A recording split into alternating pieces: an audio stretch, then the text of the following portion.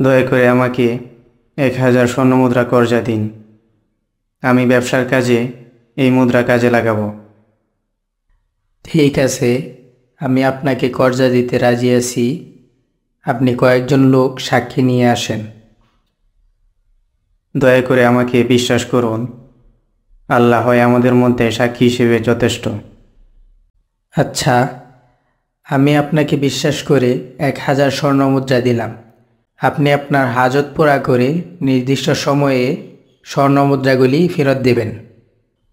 ইনশাল্লাহ, নির্দিষ্ট সময়ে আমি আপনার টাকা দিয়ে দেব। আচ্ছা, আমি এখন আসি।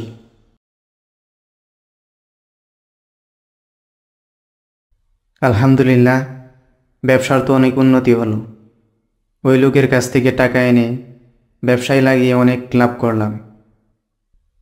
এখন তো স্বর্ণমুদ্রা ফেরত দেওয়ার সময় হয়ে গেল। যাই 1000 স্বর্ণমুদ্রা নিয়ে সমুদ্রের তীরে যাই, দেখি কোনো নৌযান পাই কিনা। কোনো নৌযান তো চোখে পড়ছে না। এখন যদি নির্ধারিত সময়ে আমি ওই ব্যক্তির কাছে মুদ্রাগুলা না পৌঁছাতে পারি, ওই ব্যক্তি আমাকে মিথ্যাবাদী ভাববে। আচ্ছা, আমি আল্লাহকে সাক্ষী রেখে ওই ব্যক্তির কাছ থেকে মুদ্রাগুলা এনেছিলাম। এখন আল্লাহর জিম্মায় মুদ্রাগুলো দিয়ে দেই। আমি এই কার্ডের মধ্যে ওই ব্যক্তির নামে একটি চিঠি ও মুদ্রাগুলা দিয়ে দেই। আল্লাহ চাহে তো ওই ব্যক্তির কাছে টাকাগুলো পৌঁছাতে পারে। অনেক দিন তো হয়ে গেল, ঋণ পরিশোধের সময় তো চলে আসছে।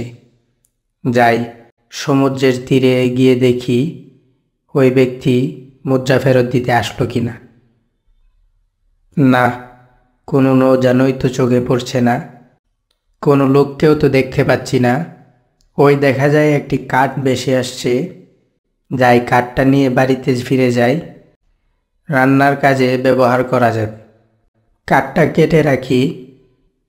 এটার ভিতরে কিছু আছে মনে হচ্ছে, একটি চিঠি আর স্বর্ণমুদ্রা।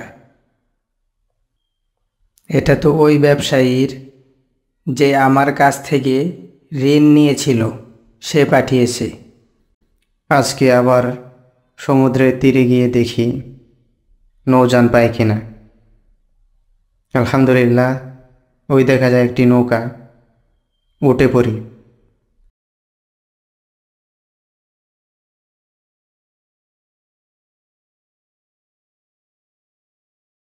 এটা তো ওই ব্যক্তির বাড়ি।